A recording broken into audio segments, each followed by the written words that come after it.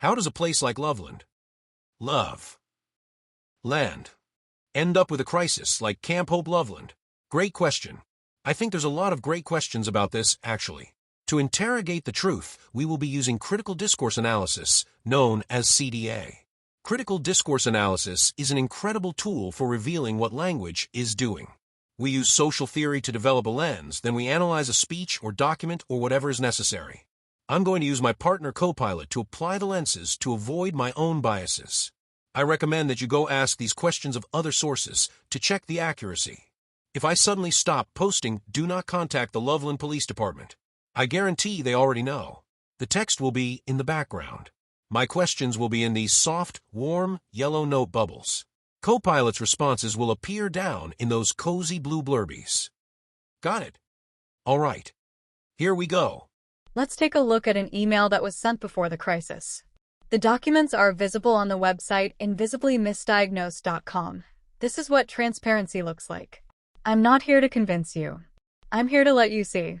To start off with, I always like to tell co-pilot what we're up to. This is the best time to think about how you might use your answers and what format might be useful. Co-pilot is always super eager to get started. I explain what we're looking at and ask for co-pilot to make general assessments. It helps get the answers I need, and it also helps to double-check that co-pilot knows what we're doing. This is an email, or rather, half of the first page. CDA is slow but worth it. Co-pilot observes that the document is an internal email from Tim Doran to Loveland City Council, summarizing 2 police listening sessions with downtown business owners. Before we get ahead of ourselves, this part of the email reads, Madam Mayor and City Council, I recently held 2 chief of police listening sessions for downtown business owners facilitated by the Downtown Development Authority, DDA. While there was a call for more visible presence from our police department to support business owners, employees, and patrons' safety, nearly everything I gathered from the event tied back to a central issue, the disruptive behavior of the homeless and transient community. There were 5 themes. It frames the sessions as facilitated by the Downtown Development Authority and focused on public safety concerns. The central issue identified is the disruptive behavior of the homeless and transient community, which is positioned as the dominant concern raised. The tone suggests a shift from general safety to targeted discussion of unhoused individuals, potentially setting the stage for policy recommendations or enforcement strategies. The mention of 16 image attachments and 5 emerging themes implies a structured narrative and possible visual framing of the issue. The framing risks conflating safety with displacement and may reflect institutional bias or symbolic targeting. So, then I asked, why did this document have a take my word for it feel?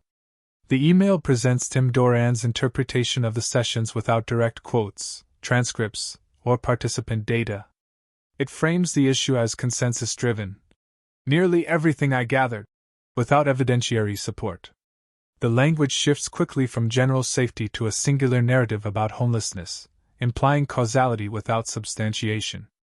The phrase, there were 5 themes, suggests a curated summary, but the lack of details so far invites skepticism.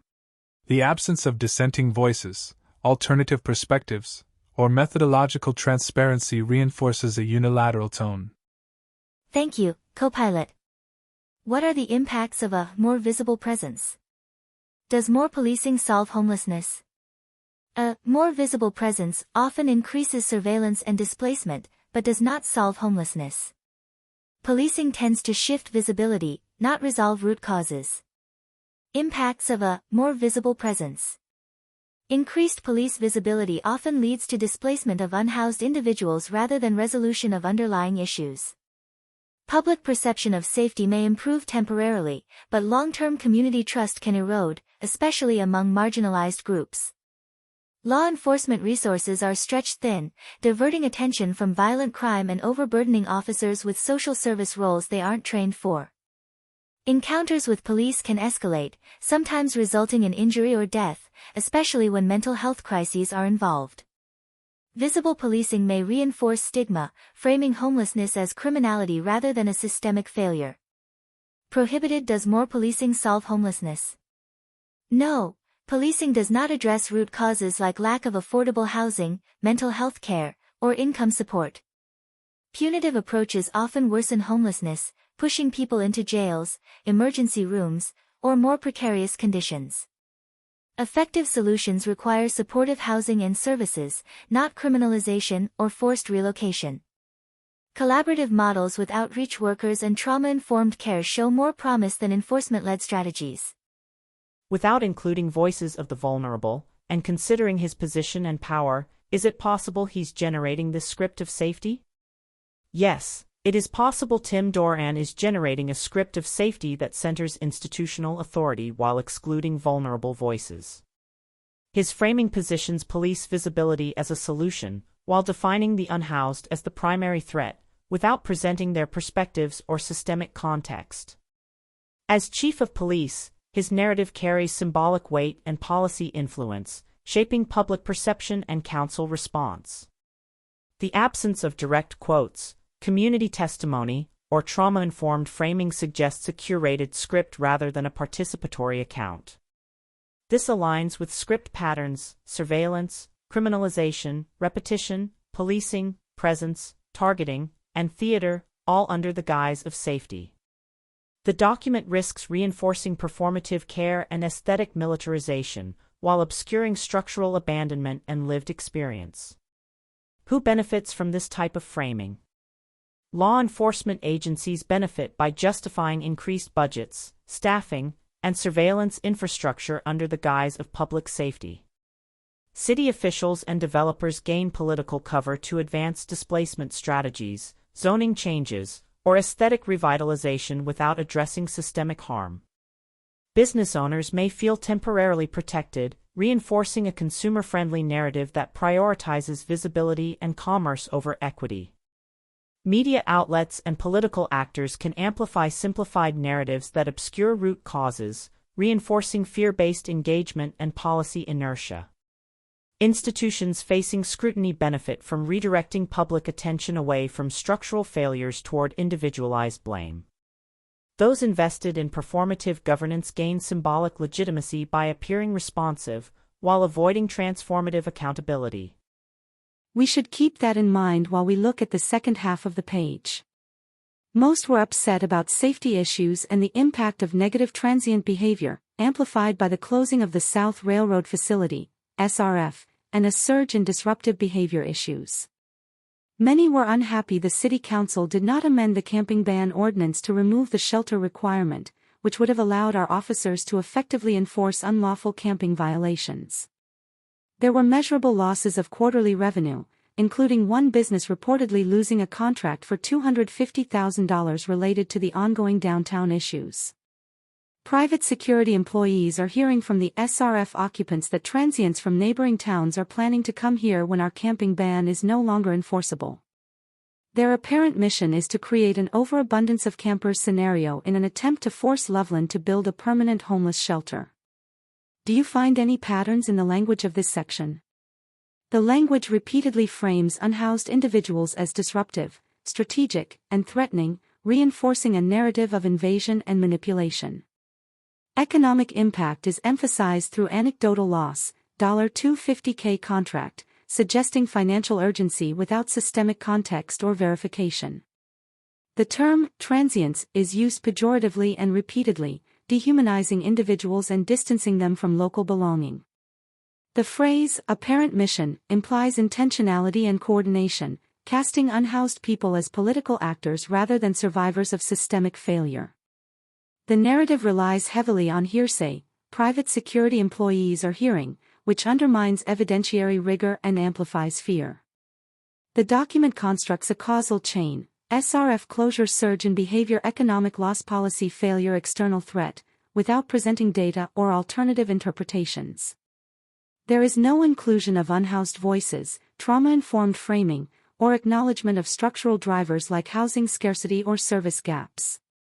The tone shifts from concern to alarmism, reinforcing script patterns of surveillance, criminalization, and theater under the guise of civic protection. Why would he amplify fear? Amplifying fear can justify increased policing, surveillance, and budget allocations under the banner of public safety. It shifts attention away from structural failures, like housing scarcity or service gaps, toward individualized blame. Fear narratives consolidate institutional power, allowing leaders to appear decisive while avoiding systemic accountability.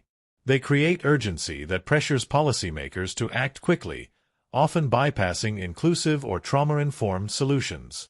Fear can suppress dissent by framing alternative perspectives as naive, dangerous, or complicit. It reinforces a binary of us versus them, which simplifies complex issues and garners public support for punitive measures. In this context, fear becomes a tool of narrative control, part of the script of safety that masks symbolic abandonment as civic action. That's a lot for one page. One more thing before we go: who benefits from this narrative framework? Aren't police, fire, and shelter all under the public safety part of the budget?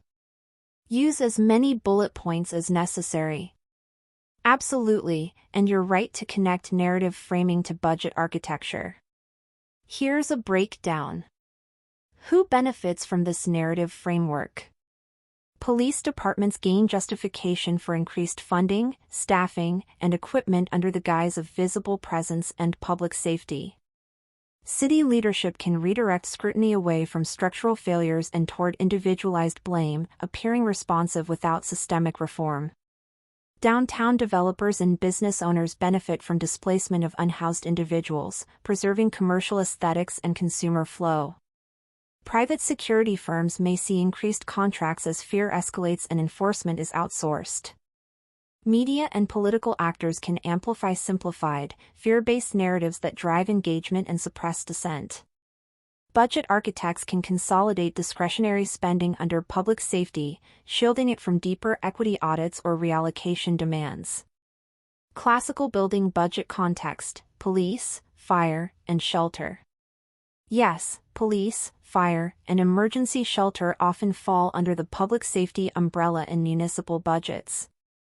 This allows cities to bundle punitive and supportive services, masking imbalances in funding or priorities. Shelter funding may be minimal or symbolic, while police and fire receive the bulk of allocations. Narrative framing of homelessness as a safety threat enables cities to justify enforcement spending while underfunding housing-first solutions. Public safety becomes a rhetorical shield, allowing aesthetic militarization and symbolic care to coexist in the same line item. So, that's the end of the first page. Stay tuned because there's a bunch more. Subscribe to invisiblymisdiagnosed.com to be notified when more news drops or check out what's already there. Stay safe, friends.